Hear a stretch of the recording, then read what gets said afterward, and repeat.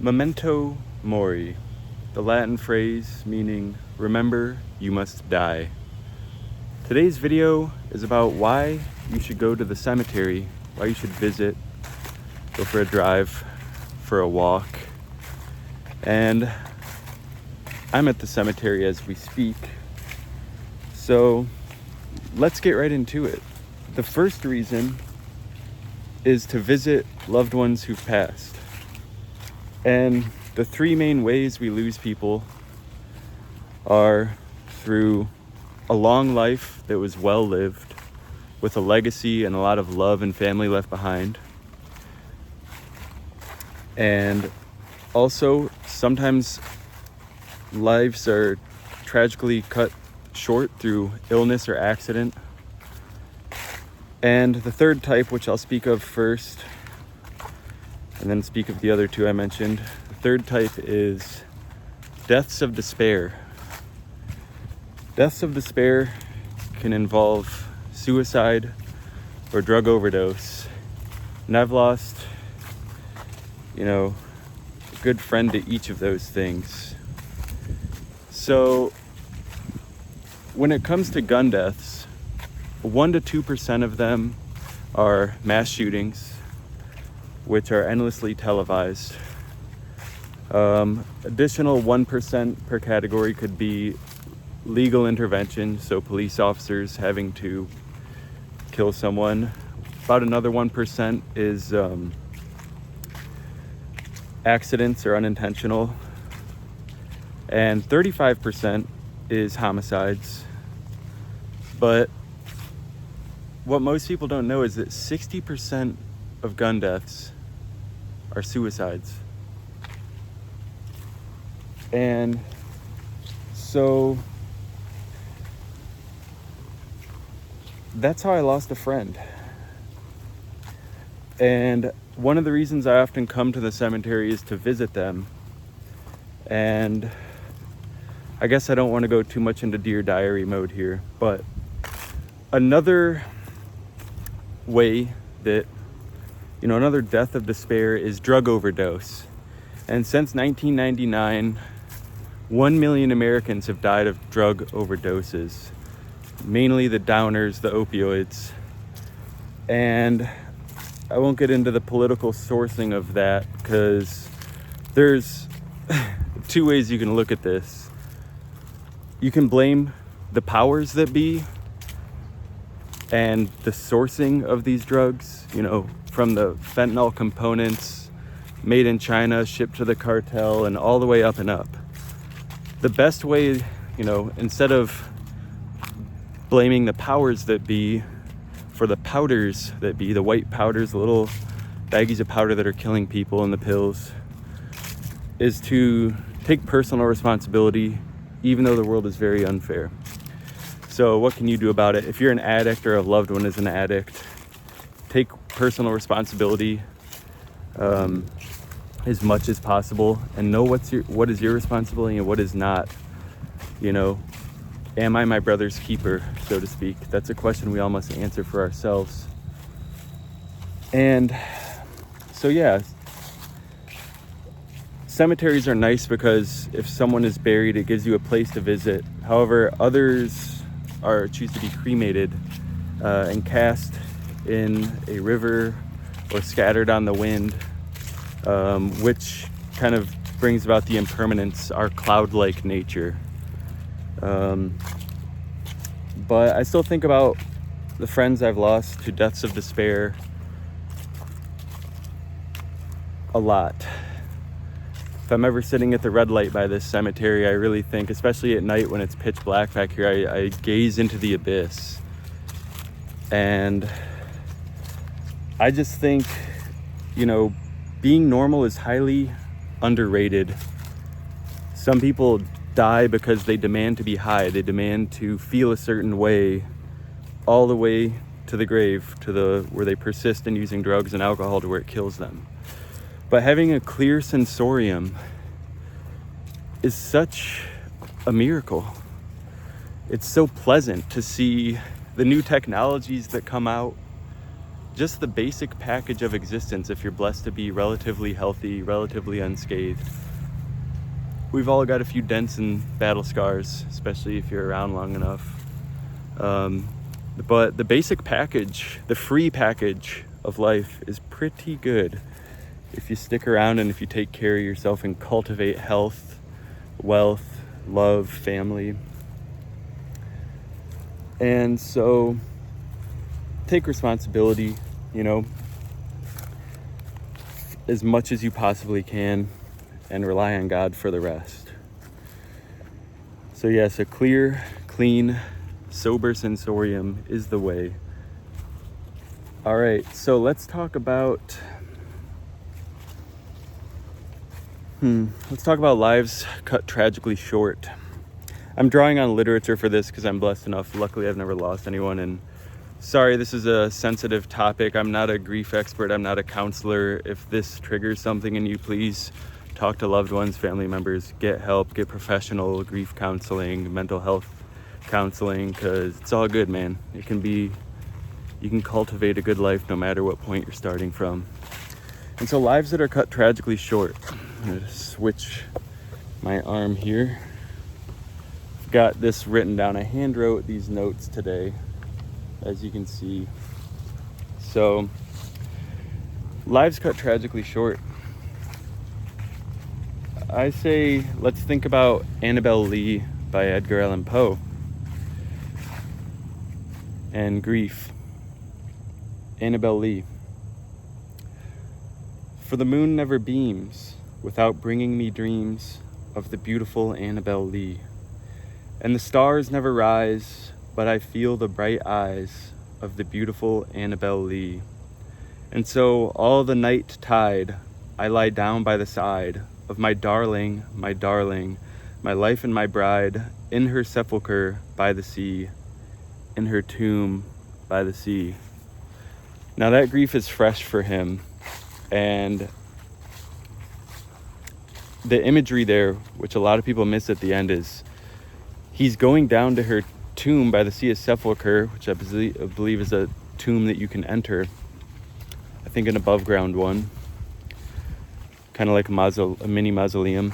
Maybe I'm getting the terminology mixed up, but he's going in there by her tomb, and he's sleeping by her tomb, it's probably a stone casket all night. And I guess I could punch in a little brevity here. My apologies, but that's, sleeping with your dead wife.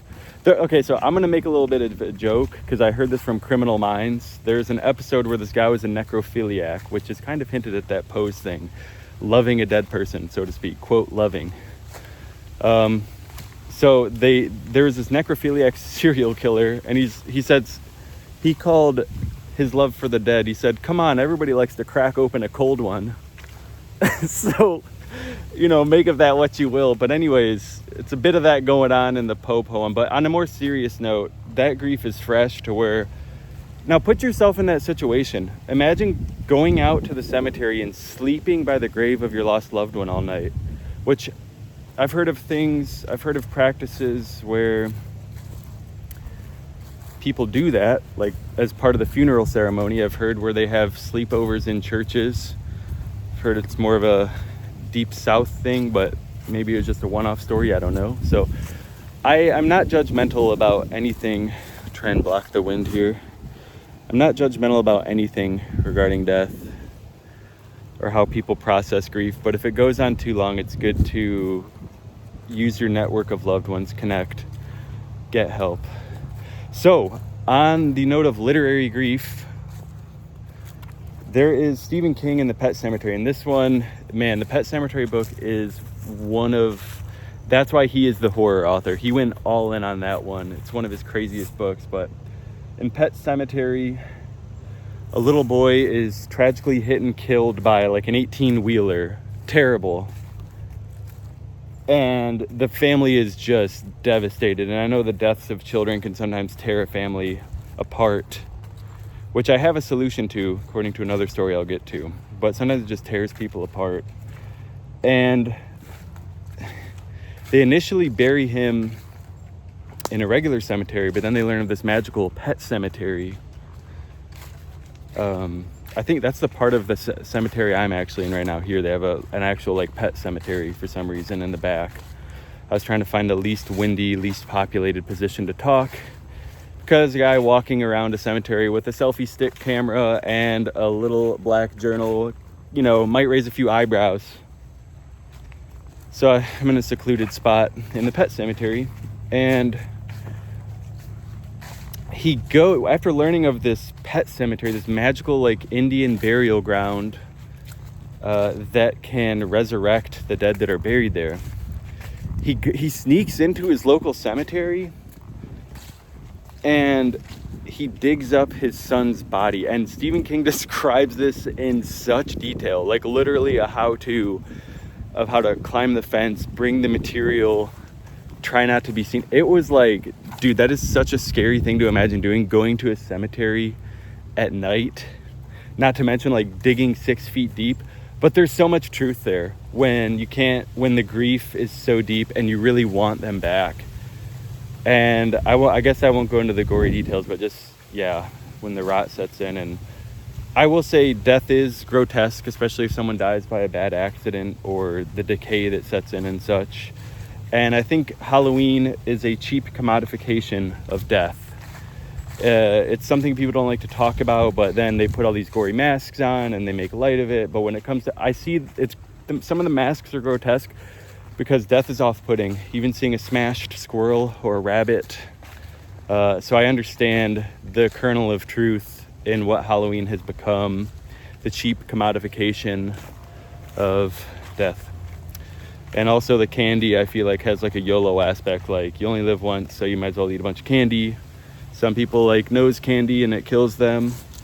And I didn't look at the stats, but even more than gun deaths, suicides, overdoses, the real things are the slow deaths, like heart disease, lifestyle diseases, not taking care to exercise, to go for walks in the cemetery, not dieting correctly, just letting your body slowly go. And again, everybody knows the 101-year-old guy who smokes a cigar every day and their aunt or uncle who drank and smoked and blah, blah, blah. But what's the quality of life? So anyways, I think Stephen King and Pet Sematary had some interesting angles on death and grief and some graphic scenes of grave robbing by a grieving father. And so the last version, the solution, the happy ending to all of this, how to deal with grief. I'm not a grief counselor. If you're in the comments, I care about this topic a lot. I'm making a video about it, but I'm not an expert to help you. Please rely on family, friends, professionals, the suicide hotline if you need that. But one good solution, I like how Fyodor Dostoevsky transformed his grief, transmuted, sublimated. He had a son named Alexei, who died 3 months short of 3 years old. And he was crushed. And I think it was the final book he wrote. I'm going to call it his magnum opus. The Brothers Karamazov, early on in the book, he has these women come to see a wise man, I think Father Zosima, and he's advising them. And I think it's called Women of Faith. I might even post the excerpt in the description.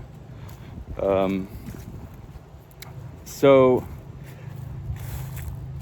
interestingly enough, Fyodor Dostoevsky lost his son named Alexei at 3 months short of 3 years old. And he put that detail in the story. This woman comes to Father Zosima. She lost a child at that age. She lost many children, but it was the final one who just made her and her husband go crazy. And they were split up. And he said, you need to go home to your husband so that your boy's soul has a place to come home to. And I thought that was just so genius, such a genius way to heal the marriage. And that's also Fyodor speaking through the character of this wise elder, Father Zosima. he's helping others with the very thing he suffered with. So if you're suffering with this kind of stuff, grief, depression, despair, like, power through, because you can eventually overcome it with support, strength, and find comfort in comforting others. So the main character of the book, I'm not that far into it, which my friend who I lost to suicide, it was his favorite book, and I'm finally just now reading it, working my way through it. The main character of the book, which Dostoevsky says is the hero in the beginning, his name is also Alexei, or Alyosha. So I like how he lost his son very young, tragically, and he basically said, no, you're gonna live on. I'm going to bring you to life through my writing, to be the character, the main heroic character of the best book I've ever written and the last book I will write in my old age. I just think, like, that's the way to do it. That's the way you do it. You can sublimate that. You can turn your suffering to art, and in doing so help yourself and help others and honor, your lost loved one. So where are we at here? Checking my notes. Yeah. All right. So another reason to go to drive through, take a walk through the cemetery. I'll often do this at random. And the second reason, if you're driving by a cemetery, just pop in there, drive through. And the cemetery I go to is by a pretty busy, the busiest part of town, by the highway, by the main roads, by, chain grocery stores, everything like that. And it gets really busy traffic there. And sometimes if it was like, that 5 p.m. rush hour stuff, I would just pop in here and be like, it's not that serious, man. I'm going to slow down. So you can pop in here just to slow down. It's basically, depending on the size of the cemetery, it can be as beautiful and as cultivated as any metro park. I had a friend who worked here as a groundskeeper, and so they're serious about it. Like, they make this place beautiful. Man, it's just beautiful. But some people are too creeped out by cemeteries to realize that it's calm, it's peaceful, it's beautiful, it's well kept. So yeah, go at random if you're ever stuck in traffic. Just pop in. That's one of the reasons I go. I put this here, but it kind of goes back to, as you might come in here and have some, as you might begin to ponder. Let's see. Should I go to this part now? Yeah, I'll transition into reason 3 here. So one reason I'll say that you should go is to commune with the Lord, to get closer to God. And that was one of the reasons I originally would come to the cemetery, even when I was like maybe like junior year of high school, when I could first drive. I would come back here and I would park in the other corner over there, like in that side, the far corner. And there's a farm field at the north end of this. And it's like, when I die at the ripe age of 92, that's my goal, is to live to 92 in good health at least. I'm like, man, that farm field, more people are always dying. It's a booming business. So will I be buried in that farm field eventually? Where will I be living anyways? But I used to think about that. Like, I could look to one side and see all the graves and then see the farm field and be like, and there's all sorts of metaphors, reaping, sowing, planting, all that, but I'm not going to go into that. So I would sit there in my hatchback in the trunk and I would read the Bible and I would write poetry. I still have some of the poems. They're at my parents' house somewhere. I did it for like a creative writing class in high school. So that's a good reason to come here. And on the note of, the graveyard is entwined with religion. There's crosses and inscriptions on all these stones. But so one question is there an afterlife? And I'll preface this by saying I'm Christian. I'm Christian because I'm Christian. I used to struggle with doubts of, was Jesus actually historically real? let go of Christianity during college and just came back to it like in a Jungian way, where in times of stress you have to dig into your roots, how you were raised. And I'm simply Christian because I'm Christian. And some people are more like that in an unreflective way, where they just are Christian because they're raised Christian and they don't know why.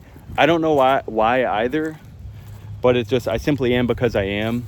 And it's mystical, and I'm not superstitious, but I am a little stitious. You know, I don't want to go to hell and stuff.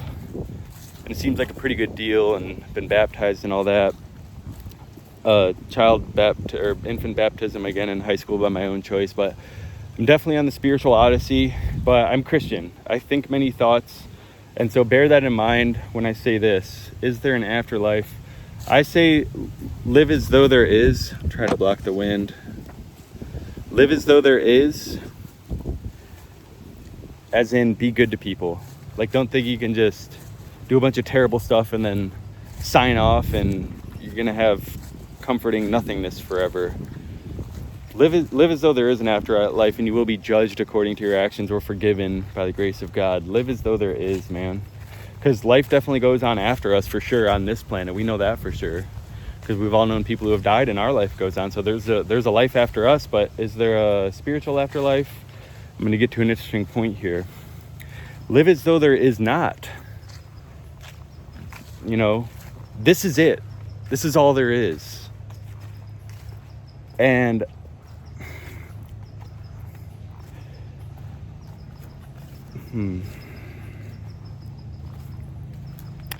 when it comes to this is all there is, guys, you have the golden ticket. I've got my lottery ticket for today for that 137 million mega millions. I've got my lottery ticket, but we all, if you're watching this video, you have the golden ticket. More golden than all these leaves around me. More gold than the purest melted gold. And that golden ticket is your body. It's your life, given to us by pure mystery, chance, God, our parents. Oh my gosh, like, it is truly the lottery of lotteries.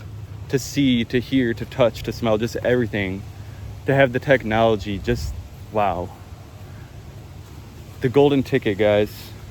So live as though this is it, man. Like, you got the ticket. You're on the ride. Roller coaster though may it be it sometimes.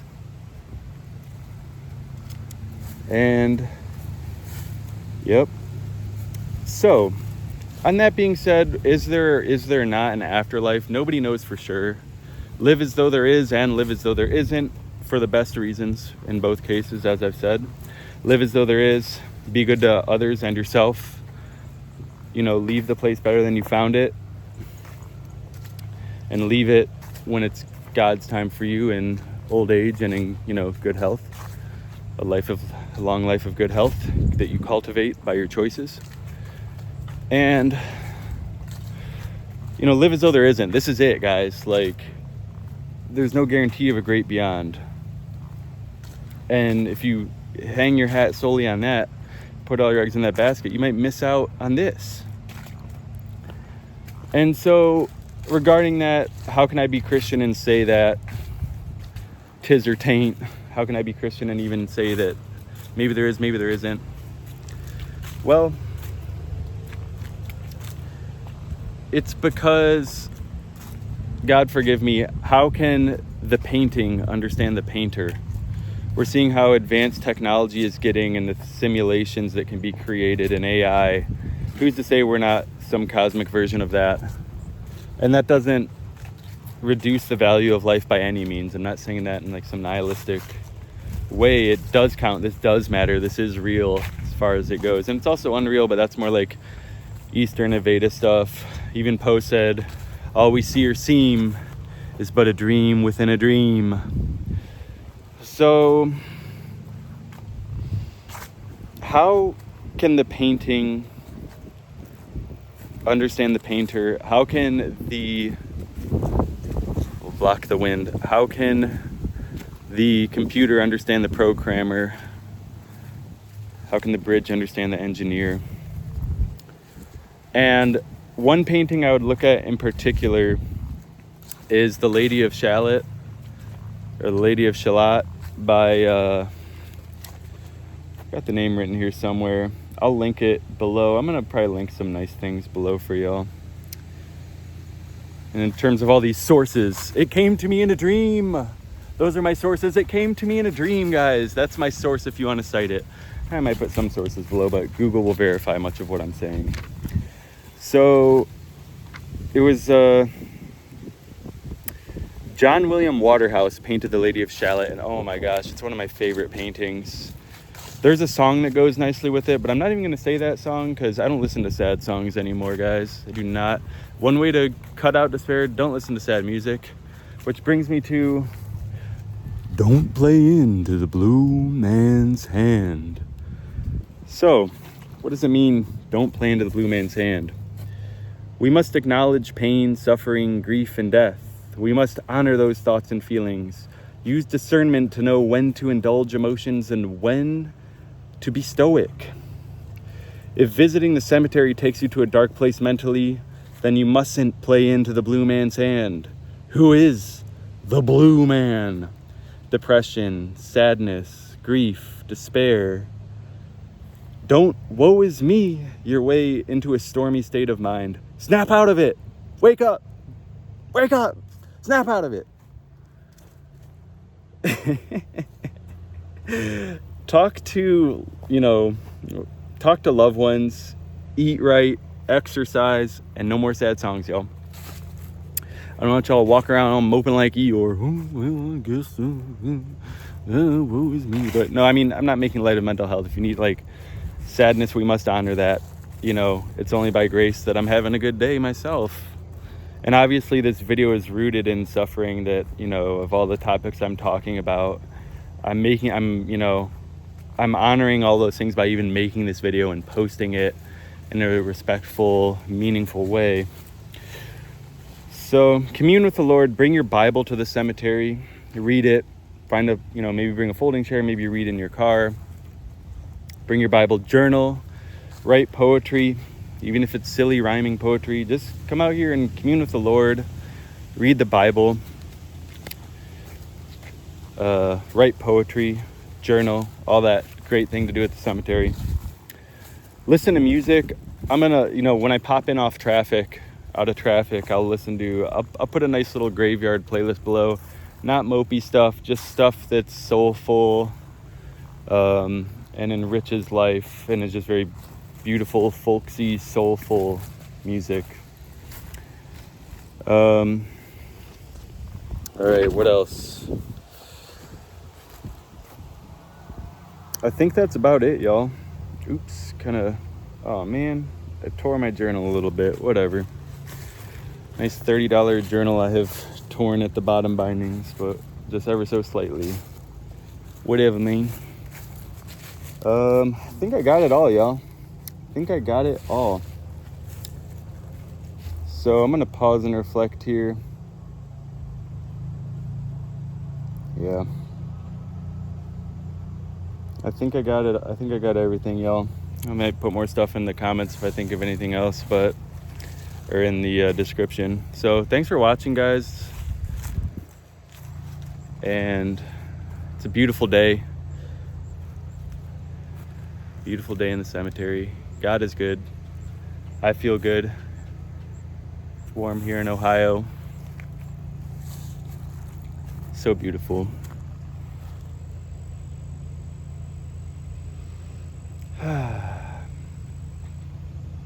I know what I'll do. I'll sing you guys out. The Grateful Dead, Broke Down Palace. Fare you well, fare you well. I love you more than words can tell. Listen to the river sing sweet songs to rock my soul. Listen to the river sing sweet songs to rock my soul. God bless you. Go with God, rest in God, reach out to loved ones to give and receive love. Tell somebody that you love them today. If you need help, tell someone that you need help today. And go